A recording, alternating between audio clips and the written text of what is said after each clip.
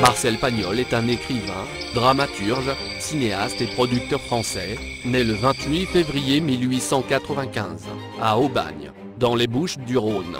Il est décédé à Paris, le 18 avril 1974. Il devient célèbre avec Marius, pièce représentée au théâtre en mars 1929. Il fonde à Marseille en 1934 sa propre société de production et ses studios de cinéma, et réalise de nombreux films avec les grands acteurs de la période, en particulier Rému, Fernandel et Pierre Freinet, dont Angèle, 1934, Regain, 1937, et La femme du boulanger, 1938. En 1946, il est élu à l'Académie française. Après 1956, il s'éloigne du cinéma et du théâtre, et entreprend la rédaction de ses souvenirs d'enfance, avec notamment « La gloire de mon père et le château de ma mère ». Il publie enfin, en 1962, « L'eau des collines », roman en 2 tomes, Jean de Florette, et Manon des Sources, inspiré de son film Manon des Sources, réalisé 10 ans auparavant, et interprété par Jacqueline Pagnol. Marcel Pagnol est le fils de Joseph Pagnol, 1869-1951, instituteur à Aubagne depuis 1889, laïque et républicain, et d'Augustine Pauline Henriette Lansaute, couturière à la santé fragile, de confession catholique. Il est l'aîné de 3 autres enfants, Paul Pagnol, né en 1898, Germaine, née en 1902 et René, né en 1909. Un frère aîné, Mrisan, né le 2 avril 1894, et mort le 18 août, de la même année, ne sera jamais mentionné dans l'histoire familiale.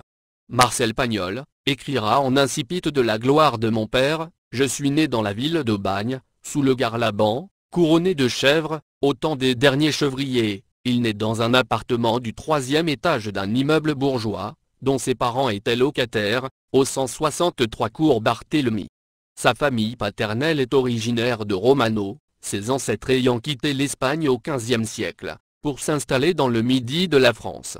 Ses aïeuls se spécialisent dans le métier d'armurier et d'artificier avant que son grand-père ne devienne tailleur de pierre, compagnon du Tour de France. En 1897, le jeune ménage s'établit dans le logement de fonction de l'école de Saint-Loup, à Marseille. Lorsqu'elle allait au marché, sa mère le laissait dans la classe de son père, qui eut un jour la surprise de le voir lire couramment, alors qu'il avait 3 ans, sa mère l'empêcha aussitôt de retourner à l'école avant l'âge requis. Puis, à la rentrée 1900, Joseph étant nommé instituteur titulaire à l'école du chemin des Chartreux, la plus grande école communale de Marseille, la famille emménage au 54 de l'avenue des Chartreux. En 1902, les Pagnol emménagent rue du Jardin des Plantes, puis rue Terrus, dans ce grand rez-de-chaussée, que complétait un sous-sol, éclairé, sur le derrière, par un petit jardin, où Marcel passera une grande partie de son enfance. À partir de 1904, soucieux de la santé fragile d'Augustine, Joseph décide de louer pour les vacances une villa dans la colline, juste au bord d'un désert de garrigues qui va d'Aubagne jusqu'à Aix.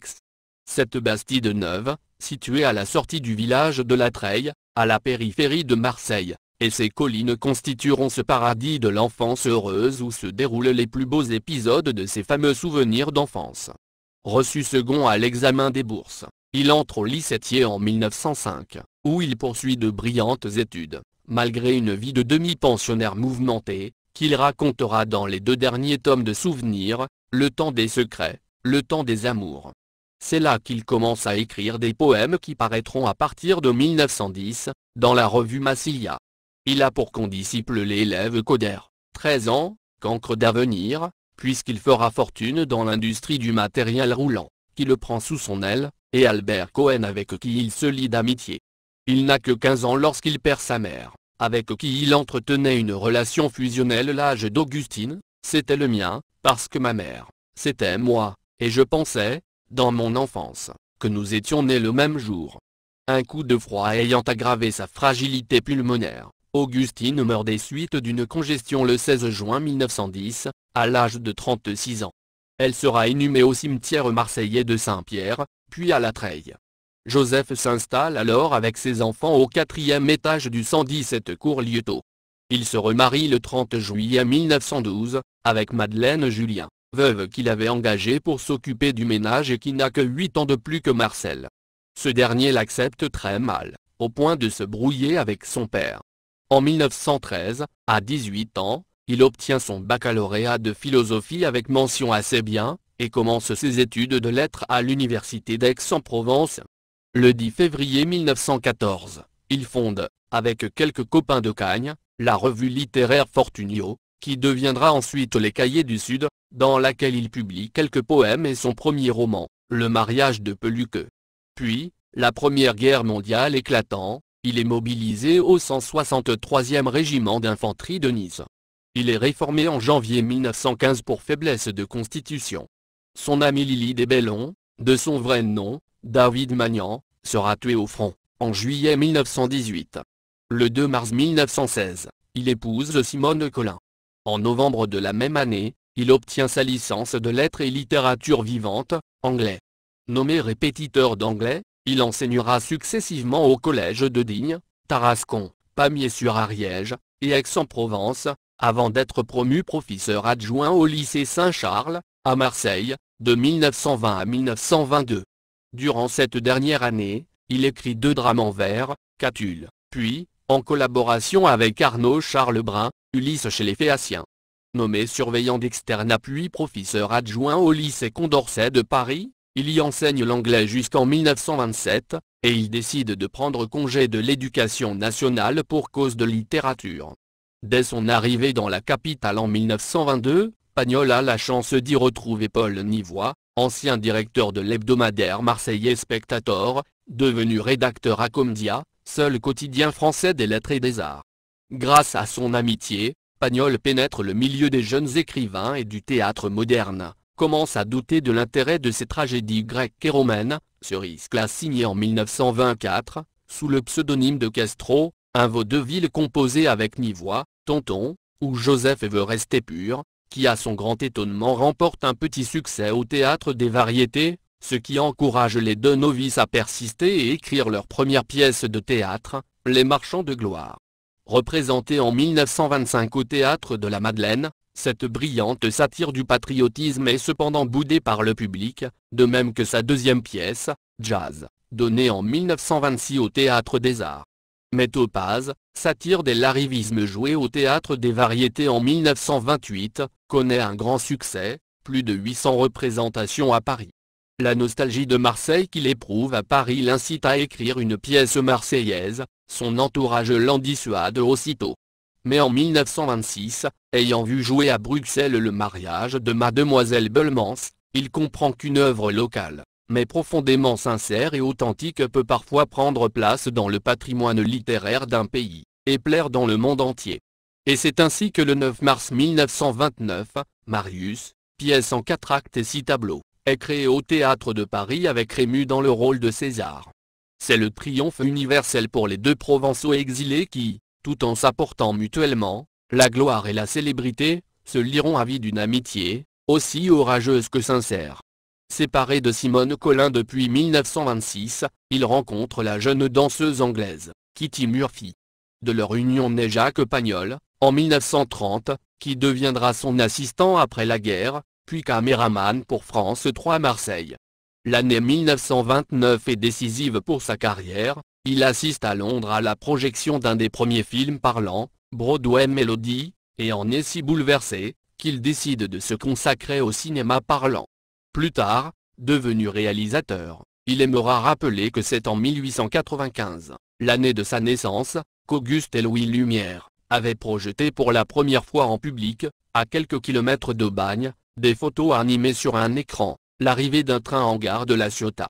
Pagnol fait la connaissance du directeur de la succursale française, de la firme Paramount 1, Bob Kahn, qui lui propose d'acheter les droits de sa pièce Marius, 500 000 francs.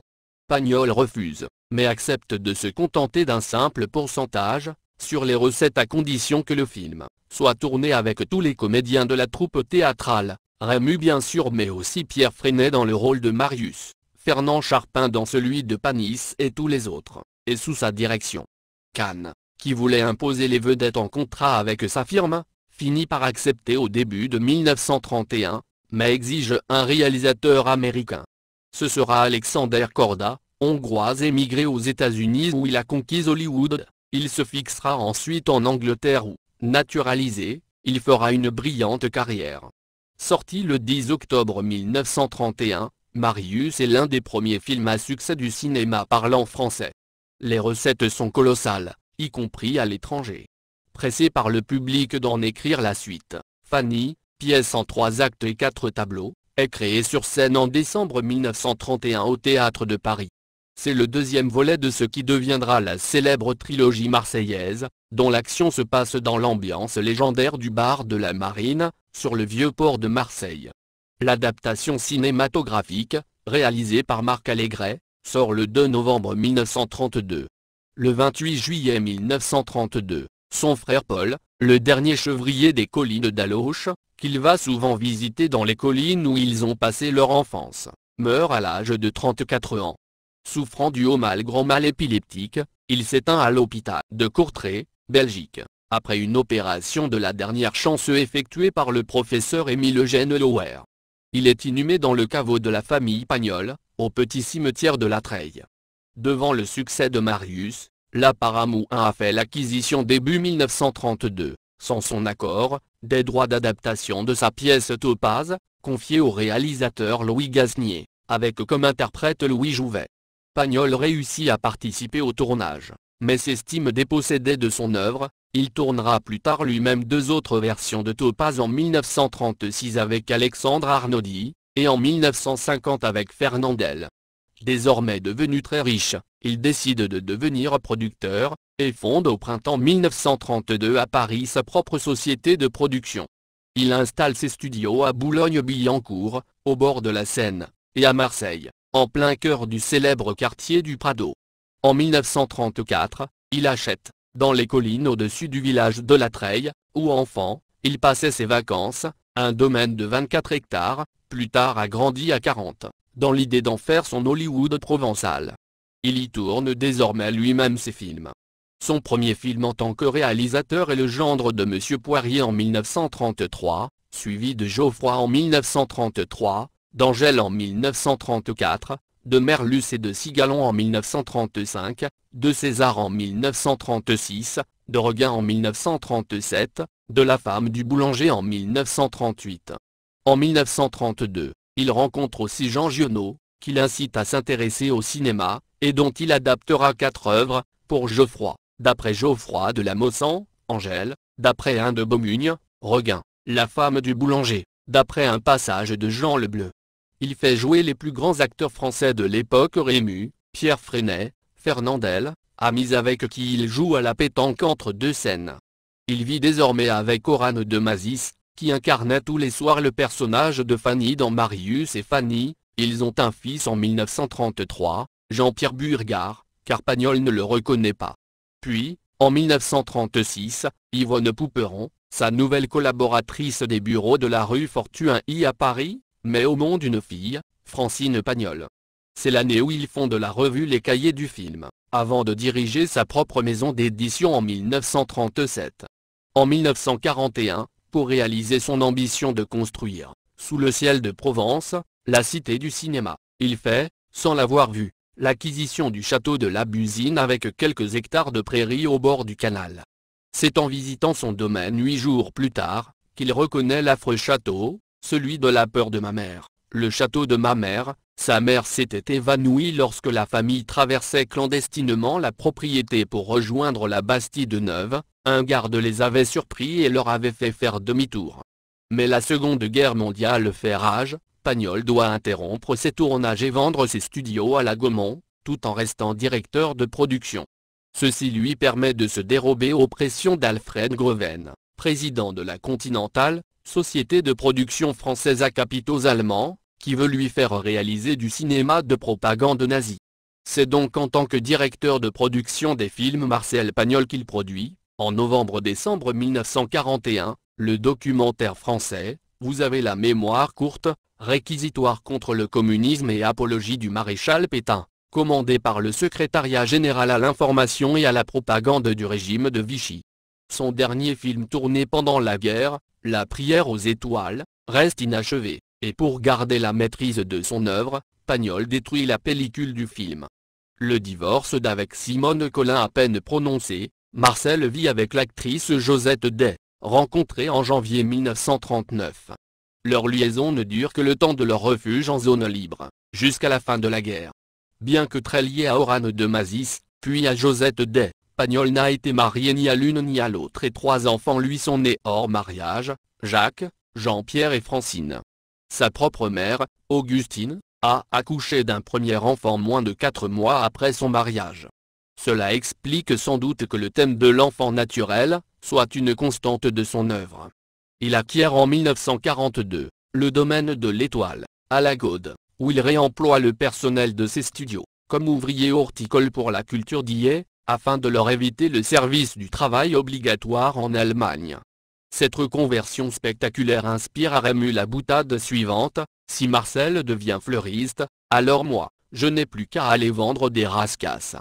En 1944, Pagnol est élu président de la Société des auteurs et compositeurs dramatiques. Chargé de constituer une commission d'épuration, il s'emploie à défendre les nombreux auteurs et artistes ayant continué à travailler pendant l'occupation sans avoir pris de position ouvertement collaborationniste. En 1945, il épouse l'actrice Jacqueline Bouvier, rencontrée en août 1938, qui sera jusqu'à sa mort son brin de poésie et de tendresse. Elle tourne dans 5 de ses films, et ils auront 2 enfants, Frédéric en 1946 et Estelle en 1951.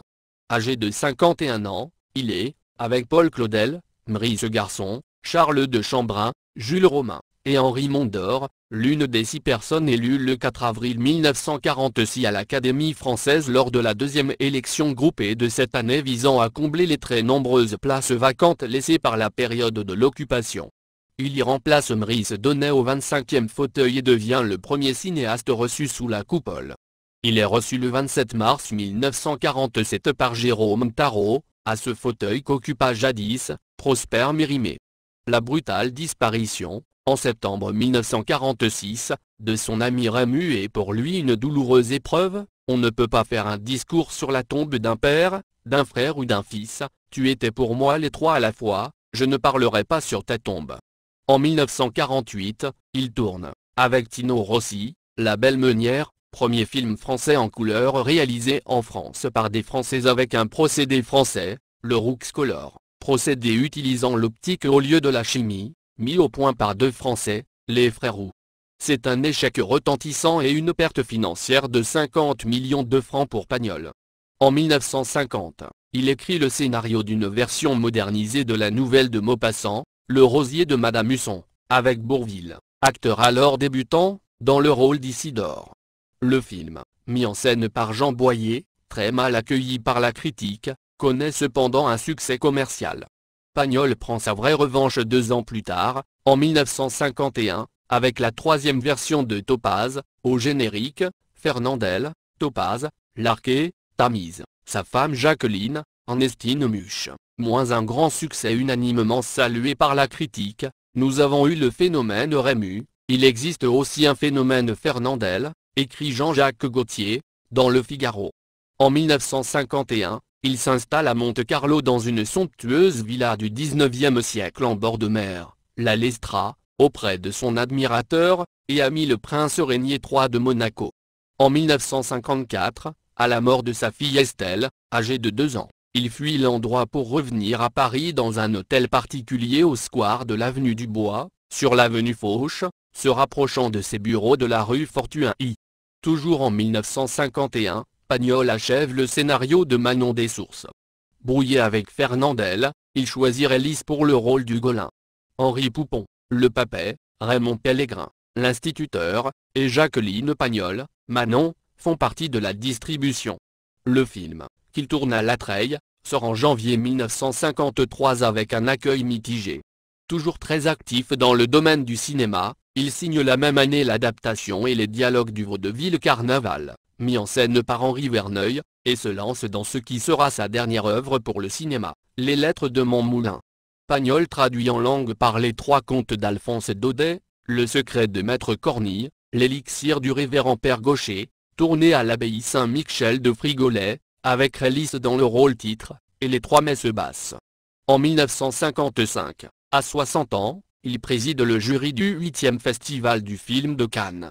Il fait également jouer au Festival d'Angers sa traduction d'Hamlet, de William Shakespeare, avec Jacqueline Pagnol et Serge Reggiani. Puis, le 6 octobre, il fait donner au Théâtre de Paris sa tragédie en 5 actes Judas. L'éclairage nouveau, voire d'avant-garde, du personnage, tant il se rapproche de l'évangile de Judas, est mal perçu par l'ensemble des confessions. L'accueil tout aussi froid réservé à Fabien, comédie en 4 actes qui sort quelques mois plus tard, inciteront Pagnol à mettre un terme à son activité d'auteur dramatique, comme il l'avait déjà fait pour sa carrière de cinéaste.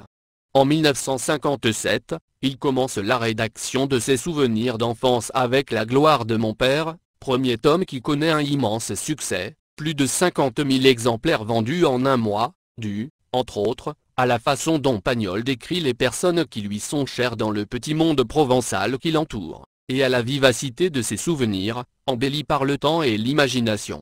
Le deuxième tome, Le château de ma mère, en 1958, s'inscrit en tête du classement des meilleures ventes de l'année. Pagnol est alors au premier plan de l'actualité littéraire. Grasset lui réclame sa traduction des Bucoliques de Virgile commencée 5 ans plus tôt. Suivent en 1960, Le temps des secrets, Le temps des amours, inachevé, sera publié en 1977, après sa mort, puis en 1962, L'eau des collines, une version romancée en 2 tomes, Jean de Florette, et Manon des sources, de son film de 1951. En 1965, passionné par cette énigme historique, il publie à son compte Le masque de fer, remanié en 1973 sous le titre Le secret du masque de fer. En 1967, il tourne pour la télévision, un conte d'Alphonse Daudet, dont il avait commencé quelques scènes en 1954, pour les lettres de mon avant de l'abandonner, Le curé de Cucugnan avec Fernand Sardou qui sera diffusé le jour de Noël 1968. En 1968, il fête les 40 ans de Topaz, son premier succès. La pièce a alors été jouée plus de 5000 fois depuis sa création. Pagnol a dit, « Si j'avais été peintre, je n'aurais fait que des portraits. » Peintre de la nature humaine, précurseur du portrait psychologique et de la valorisation de la culture régionale et provençale, il a légué à la postérité des portraits vivants des personnages de son enfance. Auteur comblé, il reçut tous les honneurs de son vivant, le succès, l'argent, la gloire, et la reconnaissance des siens. Atteint d'un cancer, Marcel Pagnol meurt le 18 avril 1974, à l'âge de 79 ans, dans sa maison de l'avenue Foch à Paris. Son corps repose au cimetière marseillais de La Treille, auprès de sa mère, et de sa dernière fille Estelle, non loin du caveau de la famille Pagnol, où reposent son père et sa seconde femme, Madeleine Julien, ses frères et sœurs et leur famille. Sur sa tombe, en guise d'épitaphe, une citation de Virgile, Fontes amico uxorem diexi. C'est-à-dire il a aimé les sources, ses amis, sa femme. Sa femme Jacqueline, meurt le 22 août 2016, à 95 ans. Comme d'habitude, mes textes sont interprétés par Mathieu, ma petite voix de synthèse préférée. Mes sources proviennent de Wikipedia.com.